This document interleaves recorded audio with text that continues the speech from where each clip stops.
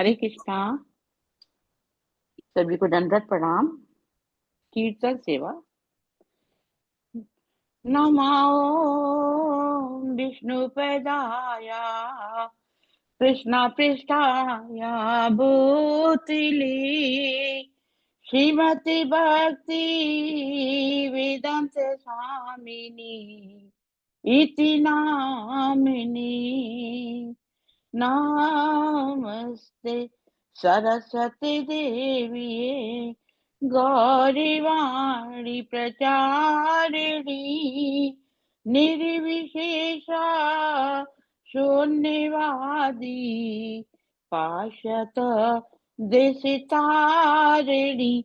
जय श्री कृष्ण चैतन्य प्रभु नित्यानंदा श्री अद्वैत गदाधर शिवसादि गौरी भक्ति वृंदा। जय श्री कृष्ण चैतन्य प्रभु नित्यानंदा श्री अद्वैत गदाधर शिवसादि गौरी भक्ति वृंदा। हरे कृष्णा कृष्णा कृष्णा हरे हरे हरे राम राम राम हरे हरे। हरे कृष्णा कृष्णा कृष्णा हरे हरे हरे राम राम राम हरे हरे। हरे कृष्णा कृष्णा कृष्णा हरे हरे हरे राम राम राम हरे हरे। जय हो राधा नीलमाधव राधे। जय हो राधा गिरधरी राधे। जय हो राधा श्याम सुंदर राधे। जय हो राधा माधवी राधे। जय हो राधा मदन मोहन राधे। जय हो राधा गोपीनाथ राधे। जय हो राधा गोविंद राधे। जय हो राधा गोपाल राधे। जय हो राधा रमन राधे। जय हो वृंदा देवी जय हो वृंदा देवी जय हो वृंदा देवी जय हो वृंदा देवी।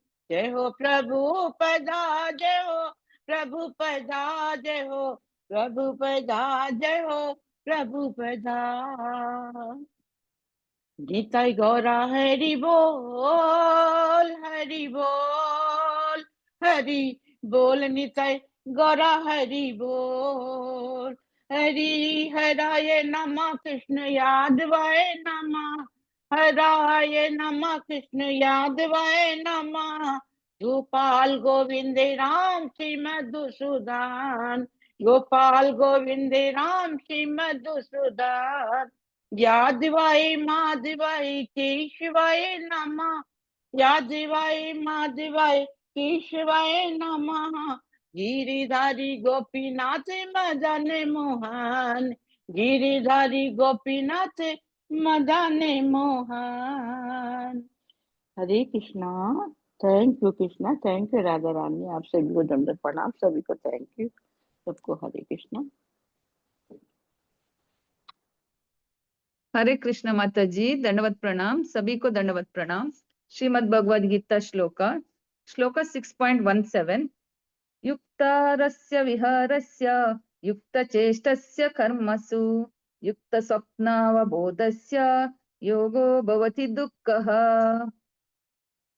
जो खाने, सोने, आमोद प्रमोद तथा काम करने की आदतों से नियमित रहता है, वो योगाभ्यास द्वारा समस्त भौतिक क्लेशों को नष्ट कर सकता है।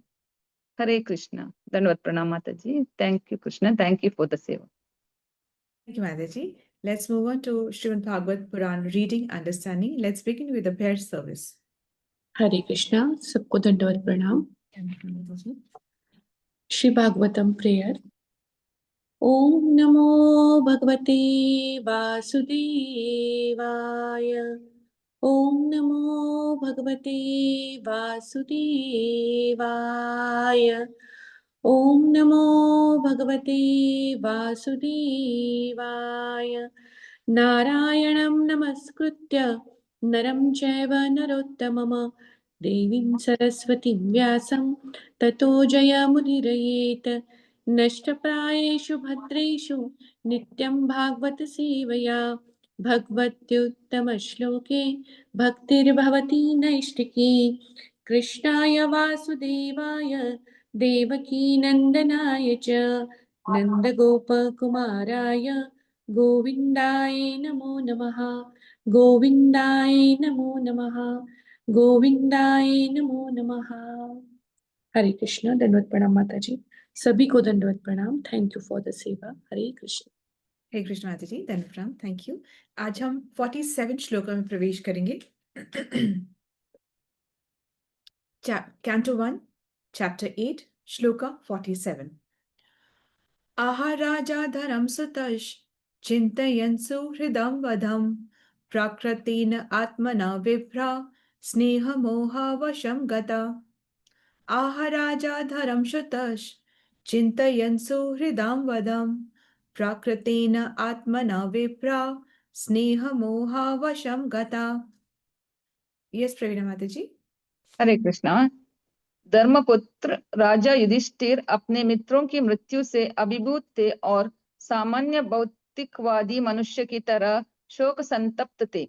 हे मुनियों, इस प्रकार स्नेह से मोहग्रस्त होकर वे बोले। ठीक है माता जी।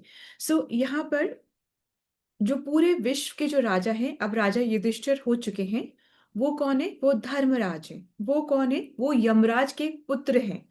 तो अब धर्मराज के पुत्र हैं, सॉरी, धर्मराज खुद हैं और यमराज के वो पुत्र हैं। इस in spite of all of this वो क्या सोच रहे हैं अभी, वो हम इसमें अभी पढ़ रहे हैं कि आहा राजा धर्म सुतश, जो कि पुत्र हैं, धर्मराज हैं, यमराज के जो पुत्र हैं, वो क्या सोच रहे हैं? चिंतयन सुहृदम वदम, मतलब मित्रों के वध के बारे में वो सोच रहे हैं। कैसे सोच रहे हैं? प्राकृतेन आत्मना विप्र, मतलब जो जैसे कि भौतिकवादी लोग सोचते हैं ना, वैसे वो सोच रहे हैं। भौतिकवादी लोग कैसे सोचते हैं? बहुत संताप करते हैं, बहुत दुखी होते हैं, अपने आप को शरीर मानते हैं, शरीर से जो संबंधित लोग जो हैं उनके बारे में बहुत विलाप करते हैं। तो जो भौतिकवादी जो लोग हैं उनके भांति से वो सोच रहे हैं। ऐसा क्यों हो रहा है? वो इस तरीके से भौतिकवादी लोगों के जैसे व्यक्ति के जैसे क्यों सोच रहे हैं? स्नेह मोह वशम गता, मतलब स्नेह के कारण जो उनको मोह उत्पन्न हुआ है, उस वजह से वो ऐसा सोच रहे हैं। एक्चुअली स्नेह जो है, हमने पहले पढ़ा था कि वो घी का काम करता है। जितना घी उतना दीपक जलता है, जितना स्नेह उतना प्रेम, उतना हम जलते हैं कि ऐसा क्यों वैसा क्यों, उतना हम जलते हैं जितना स्नेह होता है। तो स्नेह एक्चुअली में कहा जाता है, जो आचार्यगण कहते हैं, स्नेह जो होता है वो जो लोग चले गए उनके लिए स्नेह होता है, और जो मोह होता है उनके लिए होता है, जो कि सामने हमारे होते हैं उनके लिए हमें मोह होता है, जो चले गए उनके लिए हमें स्नेह होता है। तो सूत गोस्वामी जी यहाँ पर ऐसा कह रहे हैं। अब हम थोड़ा सा इसको पढ़ते हैं। तात्पर्य, यद्यपि ऐसी अपेक्षा नहीं थी कि महाराज युधिष्ठिर किसी सामान्य मनुष्य की भांति शोक संतप्त हो जाएंगे। भौतिक व्यक्ति के जैसे वो भी संताप करेंगे, वो भी विलाप करेंगे, ऐसा सोचा नहीं था। लेकिन ऐसे क्यों हो रहा है? लेकिन भगवान की इच्छा ही कहे, वे सांसारिक स्नेह के कारण मोहग्रस्त हो गए, जिस प्रकार अर्जुन मोहग्रस्त हुआ था। जो मनुष्य समझता है वह भली भांति जानता है कि जीव न तो शरीर है न मन, अपितु जीव की भौतिक अवधारणा से परे है। वो समझता है कि शरीर का नाश जब हो जाता है तो आत्मा का नाश नहीं होता है, सिर्फ ये शरीर का, देह का परिवर्तन है। आत्मा एक देह से दूसरे देह में चली जाती है, बस इतना सा है, इतना सा होता है। बाकी शरीर परिवर्तित होता है, बाकी और आत्मा मरती ही नहीं, कभी वो मरी ही नहीं है। तो ये जो मोह उत्पन्न हो रहा है, ये अभी भगवान की इच्छा से उत्पन्न हो रहा है। और कैसा मोह कर रहे हैं ये, कैसा संताप करें, जैसे भौतिक व्यक्ति जो संताप करता है वो वैसा करता है। सामान्य मनुष्य हिंसा तथा अहिंसा को शरीर के संबंध में देखता है। हम क्या देखते हैं, सब कुछ अपने शरीर के संबंध में देखते हैं, लेकिन यह एक प्रकार का मोह है। प्रत्येक व्यक्ति अपनी वृत्ति के अनुसार कर्तव्य से बंधा हुआ है। शत्रु को सही निमित्त के लिए विरोधी पक्ष की परवाह न करते हुए युद्ध करना होता है। क्षत्रिय को ये नहीं देखना है कि हम उसको मार देंगे, उसको ये सब ना देखे बिना उसको थोड़ा कड़ा होकर के अपने कर्तव्य का पालन करते हुए युद्ध करना पड़ता है। इस प्रकार कर्तव्य पालन करते हुए मनुष्य को शरीर के विनाश से विचलित नहीं होना चाहिए। जो कर्तव्य पालन कर रहा है उसको शरीर के विनाश से विचलित नहीं होना चाहिए, क्योंकि ये शरीर जीवांत आत्मा का बाहरी पहनावा है, ये सिर्फ आउटर कवरिंग है। ये सब महाराज युधिष्ठिर को ज्ञात था, लेकिन भगवान की इच्छा से वे सामान्य मनुष्य जैसे बन गए। ये सब पता था, ऐसा नहीं था उनको नहीं पता है, पर अभी भगवान की इच्छा थी कि वो ऐसे कंफ्यूजन में आए, और इसलिए वो ऐसा कंफ्यूज, जैसे अर्जुन को भी कंफ्यूज भगवान नहीं किया। जब वो कंफ्यूज हुए तो उन्होंने ऐसी क्वेश्चंस किए जिनका कि उत्तर भगवान ने स्वयं दिया, और फिर हम सबका भी आज तक उससे कल्याण हो रहा है। इसी प्रकार युधिष्ठिर महाराज को भी भगवान ही भ्रमित करते हैं, जबकि वो इतने ज्ञानी हैं, धर्मराज हैं, फिर भी भ्रमित करते हैं, जिससे कि वो फिर वापस से ऐसे प्रश्न करें, जिससे कि अब इस वक्त कौन ग्लोरीफाई होगा उनके ऐसे पूछने से। अब किसका ग्लोरिफिकेशन चाह रहे हैं भगवान, ये किसके पास जाने वाले हैं? भीष्म के पास। भीष्म पितामह के पास जाने वाले हैं, ठीक है। तो उनका ग्लोरिफिकेशन भगवान ऐसे चाह रहे हैं। तो एक दूसरी बहुत बड़ी भावना थी कि राजा को भीष्म उसी प्रकार उपदेश दे जिस प्रकार स्वयं भगवान ने अर्जुन को उपदेश दिया था, ठीक है। अब हम जस्ट लेट्स, तो ये जो अविवेक क्या होता है, अविवेक, ये जैसे अविवेक हो गया था, तो ये क्या होता है, जब हमें शरीर और आत्मा में डिफरेंस है ये पता नहीं चलता। आत्मा अपने आप को शरीर ही मानने लग जाती है, मतलब हम अपने आप को शरीर ही मानते हैं, तब ये अविवेक हो जाता है। और इसका पर्पस, ऐसा अविवेक उत्पन्न करने का भगवान का पर्पस क्या था, कि भीष्म को अभी वो ग्लोरीफाई करना चाह रहे थे। वो ये बताना चाह रहे थे इस वक्त, अभी वो ये बताना चाह रहे हैं कि जो भीष्म पितामह जो हैं उनके पास जो ज्ञान है वो ज्ञान वेद व्यास से और मुझसे भी ज्यादा है, तो तुम उनसे ज्ञान लो। वो ये इतना ग्लोरीफाई करना चाहते हैं। यहाँ पे कुछ वो नहीं कि मैं ही मैं मुझे सब कुछ पता है, इतना भगवान जो है इतने विनम्र हैं। एक्चुअली भगवान जब रथ से उतरे और हस्तिनापुर के महल में पहुंचे, तो वो महल में पहुंच करके वो वहां पर जो स्त्रियां थी, जो जो विशेष स्त्रियां हैं, जैसे उनसे आज्ञा मांगते हैं, कुंती हैं, द्रौपदी हैं, और भी जो है उनसे वो आज्ञा मांगते हैं। भगवान को आज्ञा मांगने की क्या जरूरत है, भगवान तो जो चाहे वो कर सकते हैं, वो सत्य संकल्पी, वो जो चाहे वो व्रत लेकर के इसको पूर्ण कर सकते हैं, पर फिर भी वो इतने पर्सनल हैं। This is called personal behaviour, कि हमें क्या जरूरत किसी से पूछने की, जो मर्जी आए वो करें, but it's a personal behaviour कि क्या मैं निकल जाऊं, क्या मैं चला जाऊं, ये पर्सनल बिहेवियर होता है। So this is also, we should also learn कि इसमें कोई ईगो का क्लैश नहीं आना चाहिए। It's a personal one to one behaviour, कि विनम्रता का बिहेवियर है, कि हमें भी पूछना चाहिए, पूछने में कोई हर्ज नहीं है, ठीक है। अब हम 48 श्लोका में आते हैं। अहो मे पश्यता ज्ञानम हृदि रूढ़म दुरात्मना पार्क्यस्यैव देहस्य भव्यो मेधशो हि निर्हता। अहो मे पश्यता ज्ञानम हृदि रूढ़म दुरात्मना पार्क्यस्यैव देहस्य भव्यो शो हि निर्हता। यस माता जी। हरे कृष्णा। राजा युधिष्ठिर ने कहा, हाय, मैं सबसे पापी मनुष्य हूँ। जरा मेरा हृदय को तो देखो, जो अज्ञान से भरा है। यह शरीर तो जो अंततः परोपकार के लिए होता है, उसने अनेक अनेक अक्षयणी सेनाओं का वध क- उसने अनेक अनेक अक्षयणी सेनाओं का वध कर दिया है। हरे कृष्ण। हरे कृष्ण माता जी, थैंक यू। अहो, अहो, अहो, अहो में मतलब कि जैसे बोलते हैं ना कि हे भगवान, हाय राम, ऐसे ओहो ये क्या हुआ, ऐसे करते हैं ना कभी कभी, अहो ऐसे। तो अहो में कि देखो मेरा अज्ञान तो देखो, कहाँ है अज्ञान? हृदय में।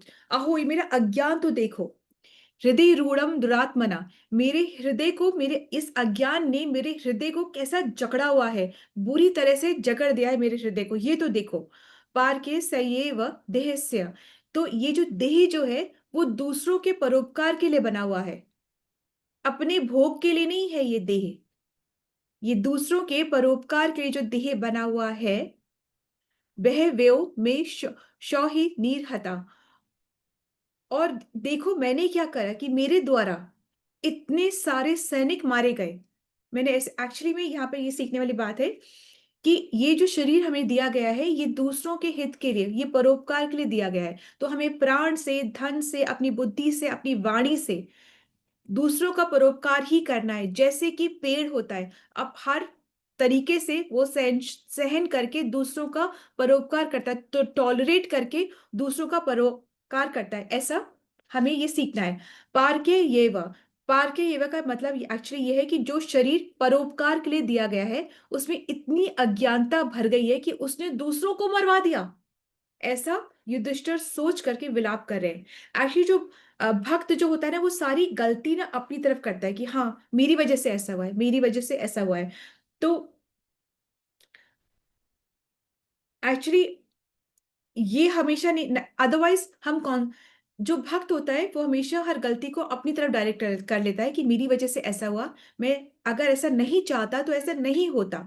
और ये अन्यथा क्या हम लोग करते हैं, हम लोग अदरवाइज क्या करते हैं, हम लोग कहते हैं वक्त की बात है, अब ऐसा ही होना था तो इसलिए ऐसा ही हुआ। हम अपने आप को गिल्टी से फ्री करने के लिए ऐसा कहते हैं।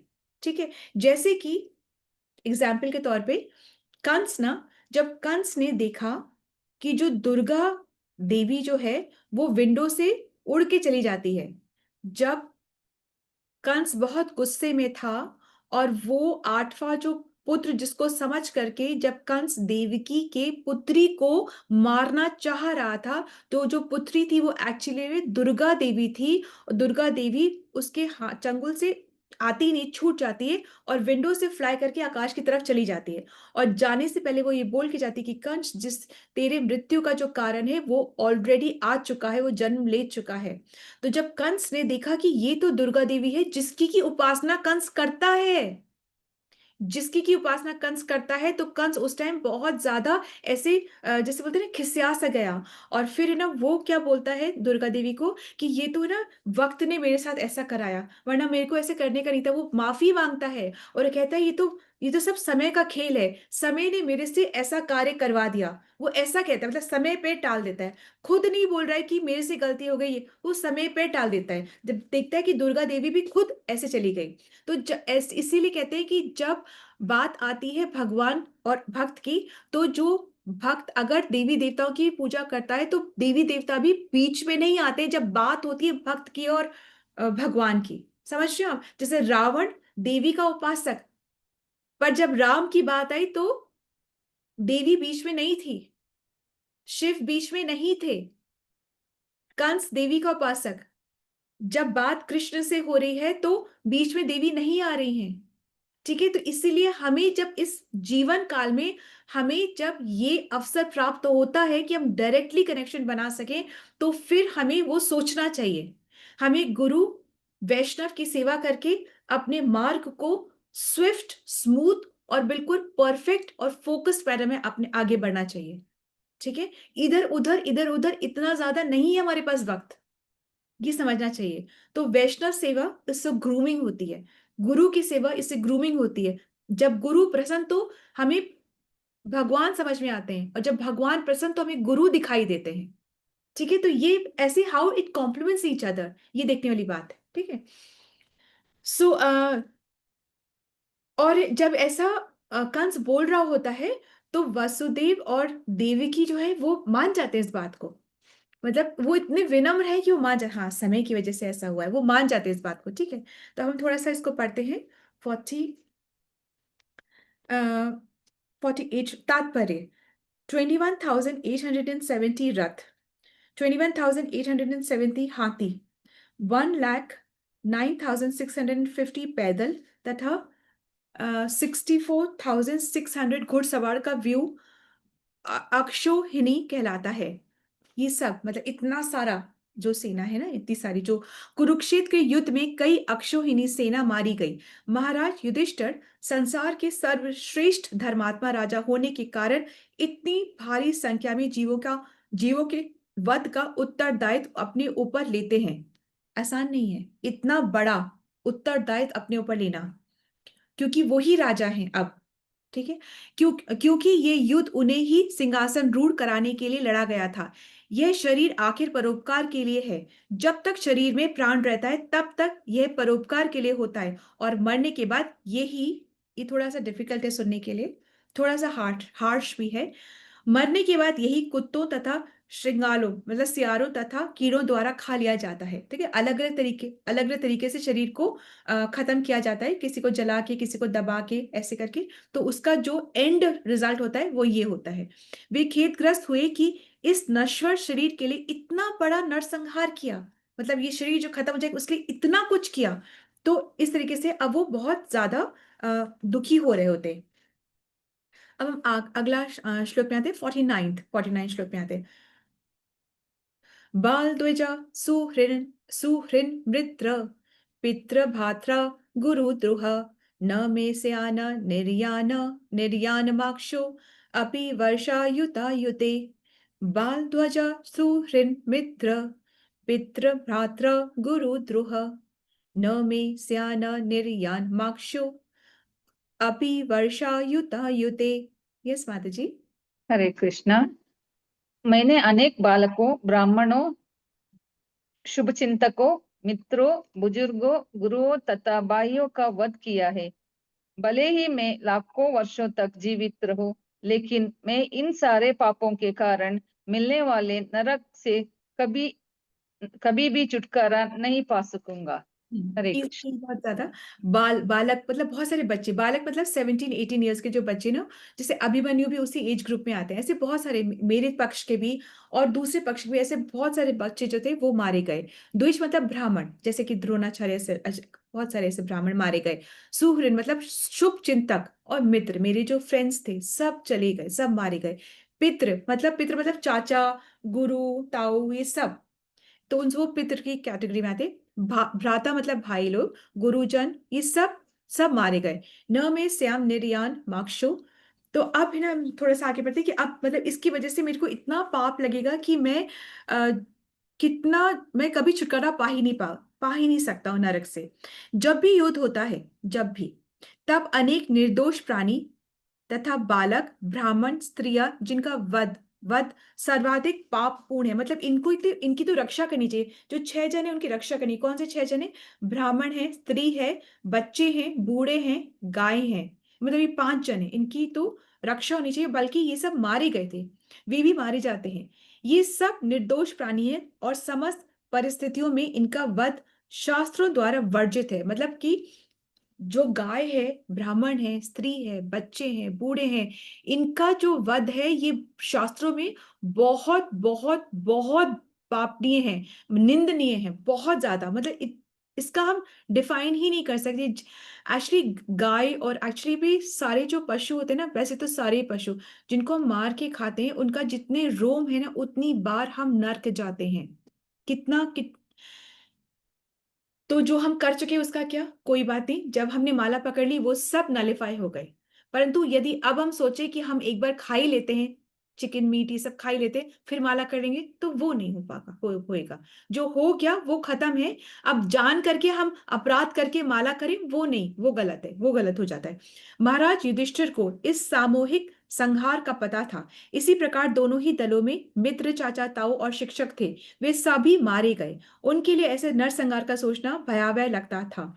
अतः वे लाखों करोड़ों वर्ष तक नरक में पड़े रहने का विचार कर रहे थे। उनको लग रहा था मैंने क्या कर दिया। He was really very scared कि अब तो बिल्कुल नरक ही मुझे मिलने वाला है। 40th में आते हैं हम। नैनो राज्ञ प्रजा भर्तुर धर्म युद्धे वधो दुषाम इति में न तो बोधाय कल्पते शासनं वच नैनो राज्ञा प्रजा भर्तुं धर्मयुद्धे वधोदुषाम् इति मे न तु बोधाय कल्पते शासनं वच। यस माता जी। जो राजा अपनी प्रजा के पालन में लगा रहकर धर्म के लिए वध करता है, उसे कोई पाप नहीं लगता, लेकिन यह आदेश मेरा ऊपर लागू नहीं होता। हरे कृष्णा।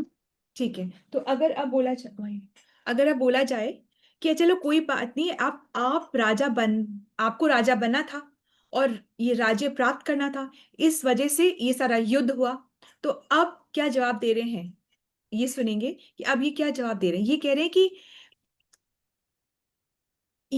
युधिष्ठिर है ना, धर्मराज है, ये सब कुछ जान रहे हैं, इनको अंदर से सब कुछ पता है कि नहीं ऐसा नहीं है, ऐसा नहीं, एक्चुअली मैं राजा था ही नहीं, राजा तो ऑलरेडी दुर्योधन था, और दुर्योधन बहुत अच्छे से राज्य कर रहा था, प्रजा दुखी नहीं थी, कहीं हाहाकार नहीं मच रहा था, वो बहुत अच्छा, he was a good administrator, the kingdom was happy with his rule, ऐसा कुछ नहीं था, उसको बहुत अच्छे से ज्ञान था, वो कर रहा था, और मैं सिर्फ अपना राजा बनने के लिए मैंने इतना सब कुछ करा, सिर्फ मैंने इतना सब कुछ करा। एक्चुअली राजा का धर्म क्या है, या राजा की रिस्पॉन्सिबिलिटी क्या है, कि वर्ण आश्रम सुचारू रूप से चलता रहे, जिसकी जो जो रिस्पॉन्सिबिलिटी है, जिसकी जो जो स्वभाव है, उसकी वजह से उसने जो जो रिस्पॉन्सिबिलिटी ले रखी है, किसी को ब्राह्मण, किसी को क्षत्रिय, किसी को वैश्य, कोई शूद्र, जो जिसका स्वभाव है उसके अकॉर्डिंग जो जिसने रिस्पॉन्सिबिलिटी ले रखी है, उस रिस्पॉन्सिबिलिटी को वो ठीक से निभाता रहे,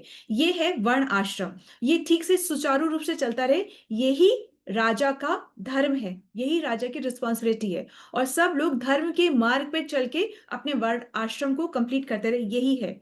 ठीक है, तो अब वो कह रहे हैं कि ये सब ठीक से चल रहा था, ये सब ठीक से चलता रहता है, और यदि कोई दूसरा राजा अटैक करता है, तब ये एग्जिस्टिंग राजा का ये कर्तव्य बनता है कि हम अपनी प्रजा को उस राजा के अटैक से बचाए, और यदि युद्ध ही वो डिक्लेयर कर देता है तो युद्ध करे, और अगर उसमें वो मर जाता है तो कोई दिक्कत नहीं, उस वो ऑपोजिट किंगडम, मतलब जो लोग हैं वो मर जाते हैं तो कोई बात नहीं, तो इसमें पाप नहीं लगता। पर यहाँ पे तो कह रहे हैं कि मैं राजा था ही नहीं, मैं पालन कर ही नहीं रहा था, प्रजा कंप्लेन कर ही नहीं रही थी, ये तो मैंने अटैक किया ना, मैंने अटैक किया, तो ये मेरी तो गलती है ही ना। अब एक्चुअली में गलती दुर्योधन की भी थी कि उसने चीटिंग से राज्य लिया था और चीटिंग से सब कुछ करा था, गलती उसकी थी, परंतु यहाँ पर अभी युधिष्ठिर उसकी गलती को ना देख के अपनी गलती को देख रहा है। क्यों? क्योंकि ये भगवान ने ऐसी बुद्धि को भ्रमित कर रखा है उसकी, क्योंकि उनका एक भगवान का पर्पस अलग है। ठीक है, तो वो युधिष्ठिर बोलते हैं आई एम नॉट कन्विंस्ड कि मुझे राजा बना था तो मैंने किया तो मैं इस आर्ग्यूमेंट से कन्विंस्ड हो ही नहीं। ठीक है, जैसे कि विराट देश में विराट राजा की गायों को कौरवों ने छुपा दिया था, और फिर उन्होंने युद्ध किया, तो अब उस युद्ध में कोई भी पाप नहीं लगा। ठीक है, उस ऐसे युद्ध होते रहे हैं, भीष्म ने भी परशुराम से युद्ध किया, तो उस कुछ युद्ध में पाप नहीं लगता है, पर यहाँ पे बोले कि I am not convinced with this argument, मैं तो अटैक किया, अपने राजा बनने के लिए अटैक करा, तो ये दिस इज नॉट करेक्ट, ऐसा ऐसा वो कह रहे हैं। ठीक है, अब हम नेक्स्ट श्लोका में जाते हैं। अब श्लोका नंबर 51 आ जाता है। Is that so? यस, श्लोक नंबर हम थोड़ा सा पढ़ लेते हैं, मैं पढ़ लेती हूँ। ठीक है, महाराज युधिष्ठिर ने सोचा कि यद्यपि वे वास्तव में राज्य का शासन नहीं चला रहे थे, ही वॉज नॉट रूलिंग, क्योंकि दुर्योधन द्वारा नागरिक के बिना किसी क्षति के शासन चलाया जाता, nobody was complaining, they were happy, फिर भी दुर्योधन के हाथों से राज्य छीनने हेतु अपने व्यक्तिगत लाभ के लिए, युधिष्ठिर कह रहे हैं कि मेरा पर्सनल बेनिफिट की वजह से मैंने ऐसे किया ना, उन्होंने इतने सारे जीवों का संहार किया, मैंने इतने सारे जीवों का संहार किया, ये संहार शासन चलाने के दौरान नहीं हुआ था, अपितु अपने को बड़ा बनाने के लिए हुआ था। कोई कोई प्रॉब्लम नहीं थी, हम मैं अपने आप को बड़ा बनाना चाह रहा था, मैं सारे विश्व का राजा बनना था, इसलिए मैंने कह रहा ना, मैं अपने आप को बड़ा बनाने के लिए करा था, अतएव उन्होंने इस पाप के लिए स्वयं को दोषी समझा। ठीक है, उनका माइंडसेट हम समझ गए ना, किसलिए उन्होंने दोषी समझा। अब हमारे 51 श्लोका में, स्त्रीणां मद्धत बंधूनां द्रोहो योऽसाव इहोतिथ कर्मभिर्गृह में धीर्ये नाहं कल्पो वैपोहितुम स्त्रीणां मदत् बंधूनां द्रोहो योऽसाव इतो तिथ कर्मभिर्ग्रहमे धीरे नाहं कल्पो व्यपोहितुम। यस माता जी। हरे कृष्णा। मैंने स्त्रियों का अनेक बंधुओं का वध किया है और इस प्रकार मैंने इस सीमा तक शत्रुता मोल ली है कि भौतिक कल्याण कार्य द्वारा इसे मिटा पाना संभव नहीं है। हरे कृष्ण। हरे कृष्ण माता जी। तो ये बोले कि वो सब लोग बोल रहे हैं, अच्छा ठीक है, ओके, मान लिया आपसे पाप हो गया, आपसे पाप हो गया, हमने मान लिया, तो फिर ठीक है ना, हम अश्वमेध यज्ञ करवा लेते हैं, उससे जो आपका पाप है, इतना सा जो नरसंहार जो है वो सब नलिफाई हो जाएगा। तो अब 51 में एक चीज हो रही है और 52 में एक चीज हो रही है, ठीक है। हम थोड़ा सा पढ़ते हैं इसको।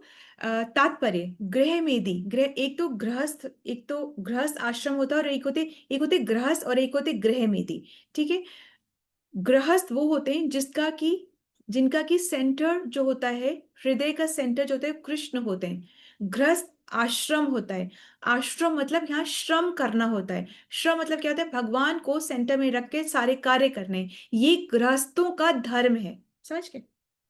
गृहस्थों का ये धर्म है। गृह मेदी कौन है? गृह मेदी वो हैं जो कि कुछ भी करेंगे बेनिफिट के लिए, मटेरियल बेनिफिट के लिए, देवी देवताओं को पूजा करेंगे, कुछ भी करेंगे, यज्ञ बोलो ये करेंगे, वो बोलो वो करेंगे, वहां जाना है वो करेंगे, हम जो बोलो वो करेंगे, हमारा बेनिफिट होना चाहिए।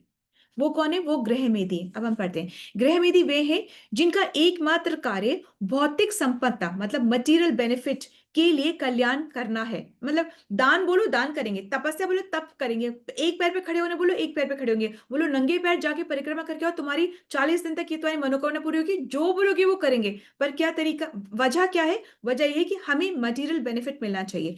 कभी कभी पाप कर्मों के कारण ऐसे कल्याण कार्य में बाधा पहुंचती है, क्योंकि भौतिक कर्तव्य को पूरा करते समय न चाहते हुए भी भौतिकवादी कहीं ना कहीं पाप हो ही जाता है। अगर हम बोले कि हम पाप नहीं करेंगे तो ऐसा होता नहीं है। जो भौतिक व्यक्ति जो है उससे कहीं ना कहीं पाप हो ही जाता है। भक्तों से पाप नहीं होता क्या?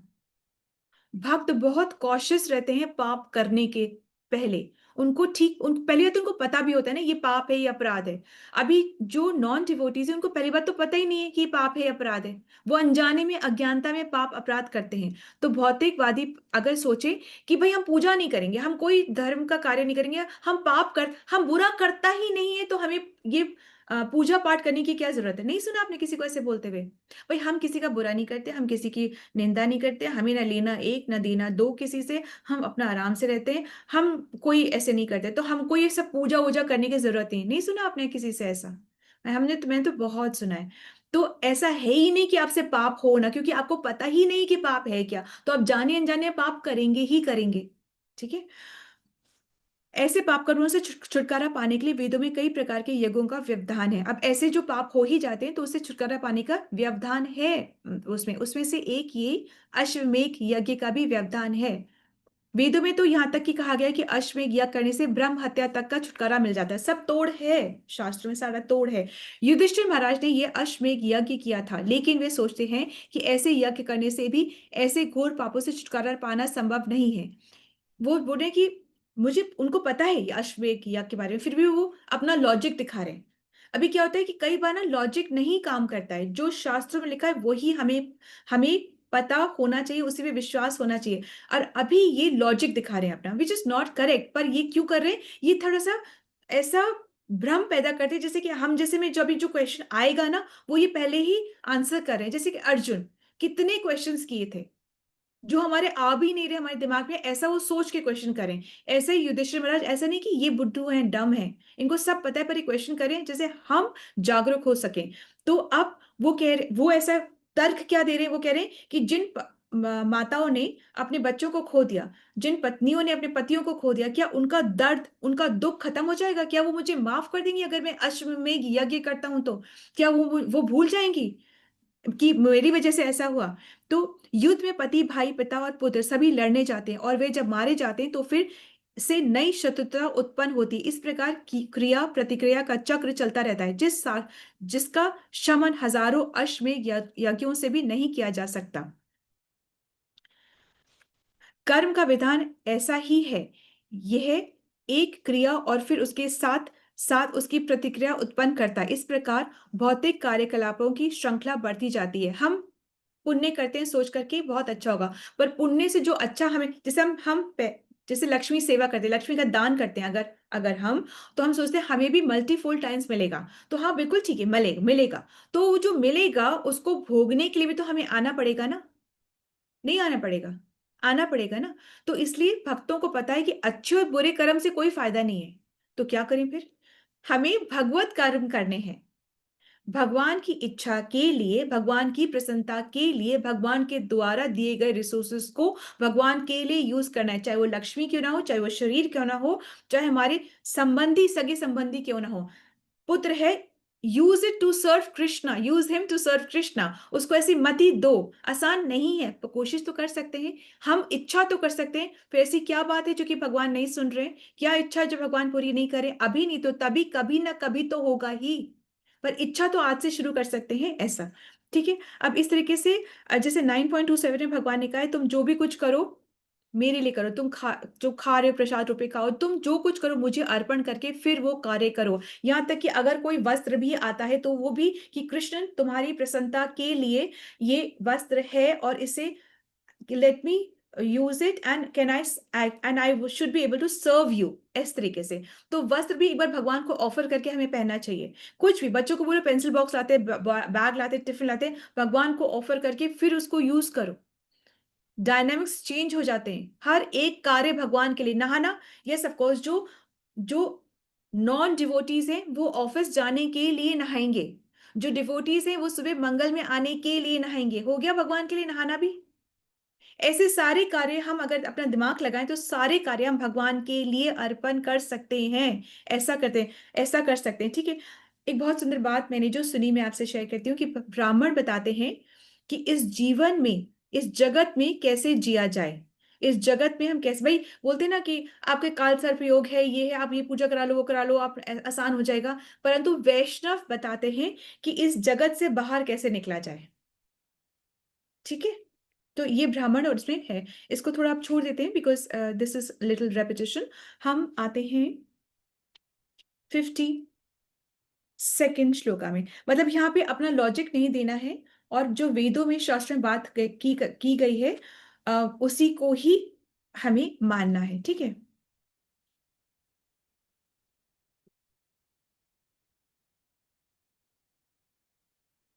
यथा पंकेन पंकाम्भ सूर्या वसुराकृतं भू भूहत्यां तथैवेकां न यज्ञैर्माष्टुम् अर्हति।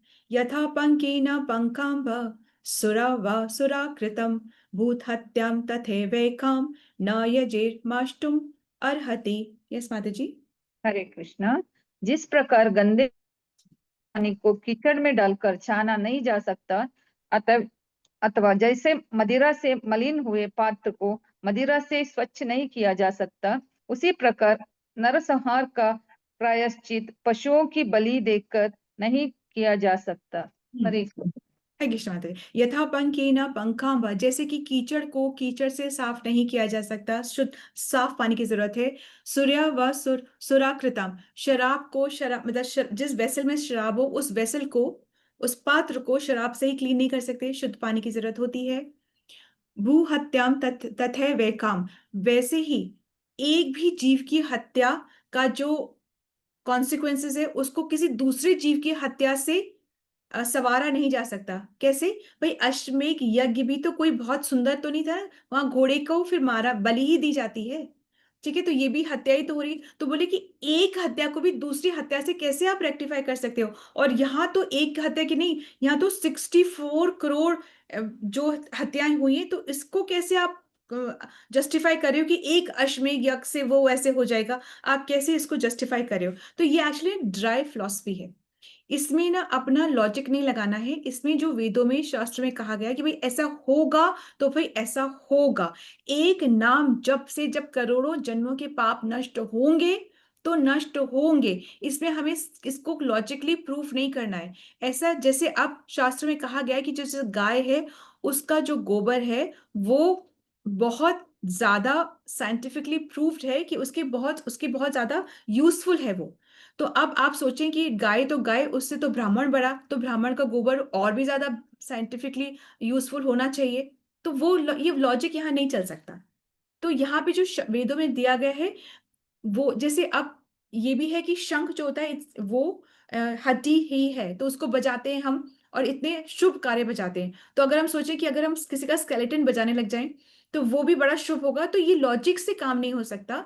यहाँ पे जो वेदों में, शास्त्रों में जो दिया गया है, उस पे हमें श्रद्धा से विश्वास रख करके और हमें आगे बढ़ना है। ठीक है, थोड़ा सा हम पढ़ लेते हैं इसको। ये मतलब ड्राई फिलोसफी की बातें कर रहे हैं ये। इसके बाद वाले चैप्टर्स में आएगा कि कैसे फिर जाते हैं, कैसे वो शिक्षा लेते हैं। तात्पर्य, अश्वमेध मेघ यज्ञ या गो मेघ यज्ञ, जिनमें घोड़े या सांड की बलि दी जाती है, वास्तव में पशुओं के वध करने के लिए नहीं थे। भगवान चैतन्य ने बतलाया कि यज्ञ की वेदी पर बलि किए गए ऐसे पशुओं को पुनः जीवन दान दिया जाता है। जो यज्ञ में, और जैसे बलि जब दी जाती है, तब जो पशुओं का इस्तेमाल होता है, जो यूज किए जाते हैं, जिनकी बलि दी जाती है, उनको फिर नया जीवन तुरंत ही मिल जाता है। परंतु वो ऐसे ही नहीं कि जब हम चाहें तब वो बलि दे दे, तब नहीं। जो काली की भी जो बलि दी जाती है, वो एक्चुअली में जो अमावस की रात हो, और फिर एक संकल्प के साथ में, और फिर मंत्रों का उच्चारण करके, और फिर पशु के कान में बोला जाता है मीमांसा। मीमांसा मतलब कि आज मैं जो तुम्हारे साथ कर रहा हूं, मैं तुम्हें ये राइट देता हूं कि तुम भी कल ये मेरे साथ करो। मीमांसा बोल करके फिर उसकी बलि दी जाती है। ठीक है, और ऐसा न करने, और जब ऐसे ही हम अपने इंद्रिय तृप्ति, जस्ट टेस्ट के लिए जब हम मांस खाते हैं, तो एक्चुअली में उस जिसको हम खा रहे हैं उसका जितने रोम छिद्र हैं, उतनी बार हमें नर्क में जाना ये बहुत बहुत ज्यादा, it's like painful to hear all of this. Better ये है कि समझ जाए कि नहीं खाना है, और हम जिससे प्रेम करते हैं उसको समझा दे, प्लीज मत करो ऐसे। सो ये वेदों की मंत्रों की क्षमता की सिद्धि के लिए किया जाता है। निश्चय ही वेदों के मंत्रों का सही ढंग से पाठ करने पर यज्ञकर्ता पापों से मुक्त हो जाता है। यज्ञ ना ऐसे कोई, इट्स नॉट अ जोक कि हम मजाक मजाक में करें। मंत्रों का सही उच्चारण हो, उसमें जो चीजें हैं वो भी सही हो, बहुत चीजें परफेक्ट हो, तब जाके उसका फल मिलता है। हमें ऐसे ही फल नहीं मिल जाता।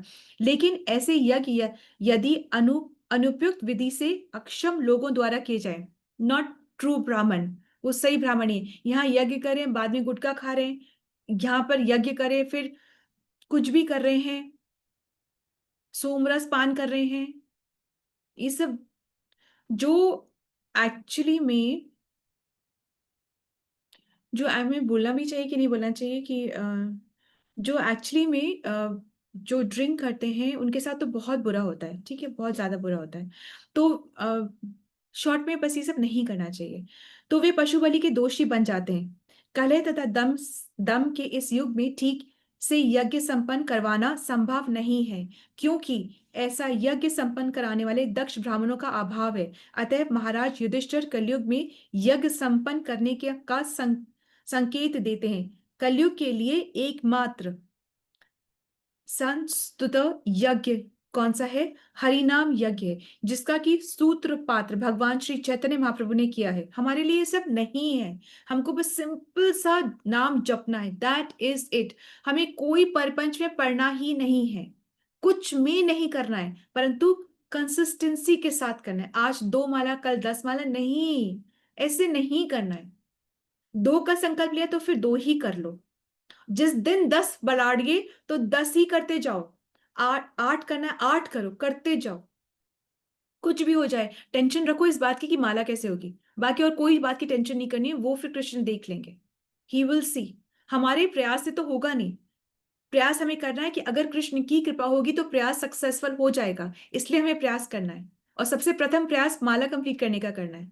ठीक है, लेकिन किसी को पशु वध करने के बाद ऐसा हरिनाम यज्ञ संपन्न करके नहीं करना चाहिए। अब ये सोचे कि हम वध कर लें और पशु वध कर लें और फिर हरिनाम कर लेंगे, तो वो गलत हो जाएगा। अगर ऐसा कहा जाए कि कोई बात है तुम युद्ध कर लो, राजा बन जाओ, फिर एक अश्वमेध याग करेंगे, तो वो खराब है, वो गलत है।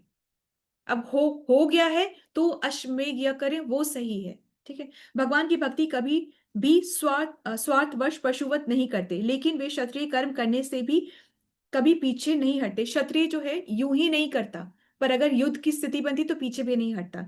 जैसे भगवान ने अर्जुन को आदेश दिया था, अतएव जब प्रत्येक वस्तु भगवान की इच्छा के लिए की जाती तो सारा काम बन जाता है। ऐसा करना भक्तों के लिए ही संभव है। अर्जुन ने युद्ध नहीं किया था, उसने अपना कर्म किया था क्योंकि वो क्षत्रिय था और वो भगवान की प्रसन्नता के लिए उनके बताए हुए मार्ग पे चलते हुए वो युद्ध कर रहे थे। ठीक है, और भगवान उनके साथ थे। आज भगवान कैसे हमारे साथ हो, तब तो उसके साथ भगवान थे, हमारे साथ कैसे हो सकते? भाई भगवत गीता हमारे संग है।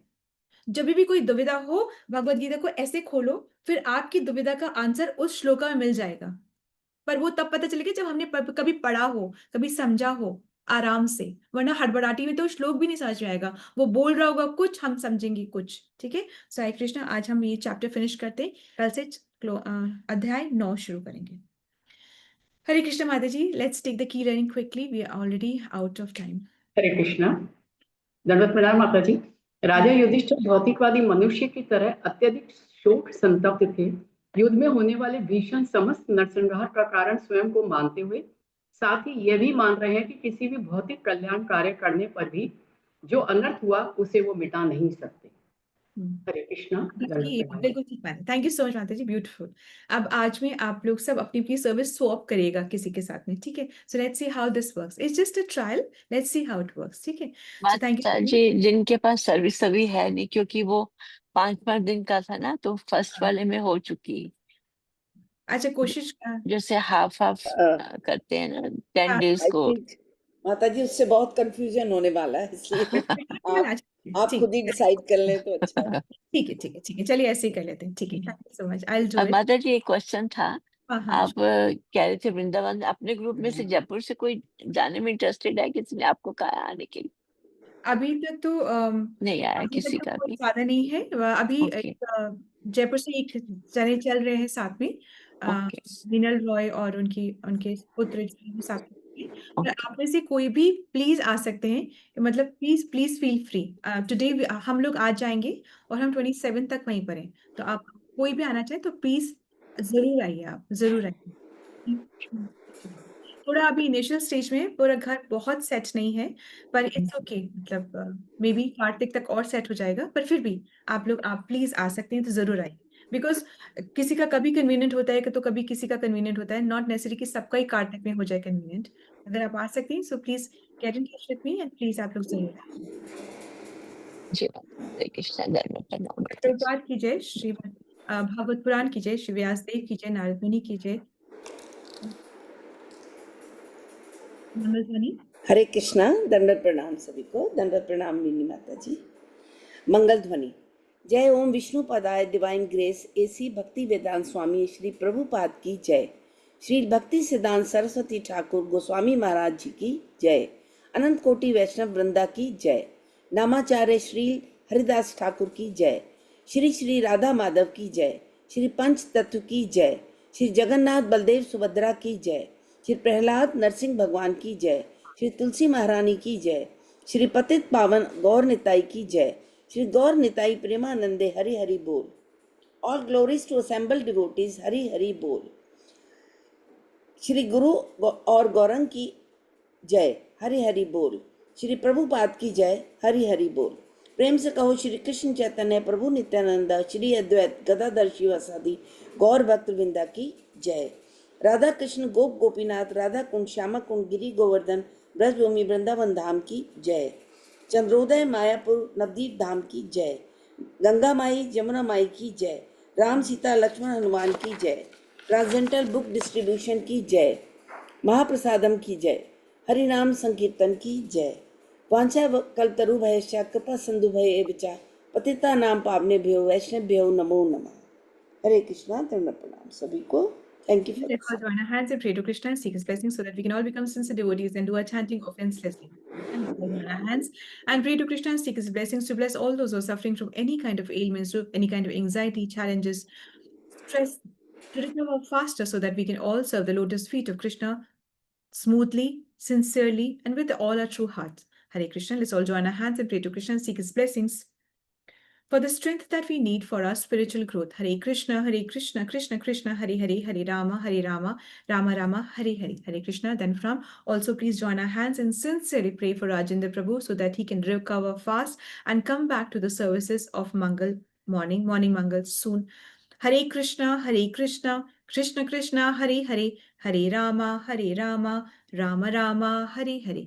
Hare Krishna. Then from thank you so much for your presence and your participation. Please feel free to come to Vrindavan.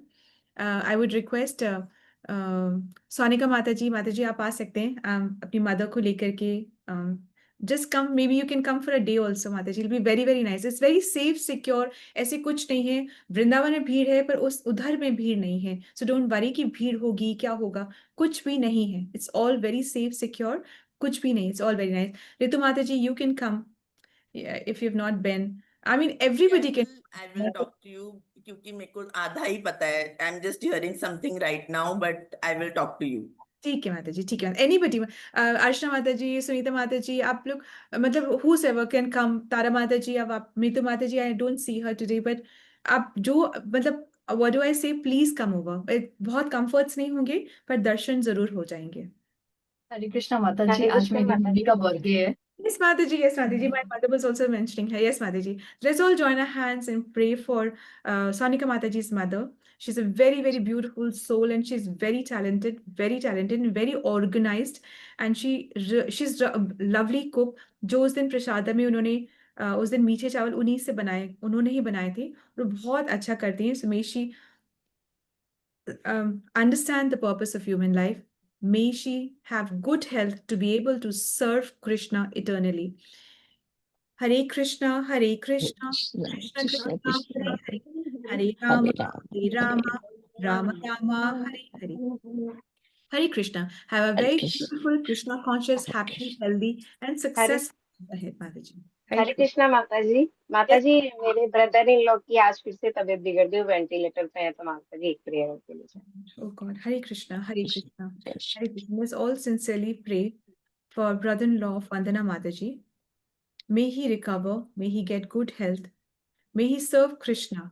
Hare Krishna, Krishna Krishna, Hare Hare Rama, Rama, Hare Hare. Hare Krishna. May the family get the strength and the doctors get the wisdom to take the right decision. Hare Krishna. Thank you माता जी. हरे Krishna. Thank you, Dandavat Mataji. pranam. Krishna Danapram. Thank you so much. Krishna willingly, we will meet tomorrow. Hare Krishna. Tanya Mataji, if you are around and if you are listening, you can also come to Vrindavan for a night, for a day. You can get your friends and everything. कोई जयपुर के devotees जाना चाहे तो हम लोग आपस में इकट्ठे जा सकते हैं. बस इसलिए बात करना चाह रही कि अर्चना माता जी अभी नहीं जा पा रहे, इसलिए नहीं था हम दोनों इकट्ठे ही आ जाते. श्वेता माता जी से भी बात हुई थी, वो भी अभी थोड़ा उनका ऐसे मुश्किल है, पर कोई जयपुर से जाए तो मैं सोच सकती हूँ माता जी. ठीक है माता. सबके लिए, सब सुन ही रहे होंगे, अभी मीटिंग में है, कोई हो तो बात कर सकते हैं. ठीक है. Thank you, Mataji. Hare Hare Krishna. Krishna माता जी, बहुत शुक्रिया माता जी, हरे बहुत कृष्णा. शुक्रिया. दंडवत प्रणाम. हरे कृष्णा माता जी, दंडवत प्रणाम. हरे कृष्णा जी, दंडवत प्रणाम. Arman Prabhu ji. Good to see you, Arman Prabhu. Very दंडवत nice. प्रणाम माता जी, दंडवत प्रणाम सभी को. हरे कृष्ण. हरे Thank you. Krishna. Hare Krishna. दंडवत प्रणाम. Mataji, Danapram, Mataji.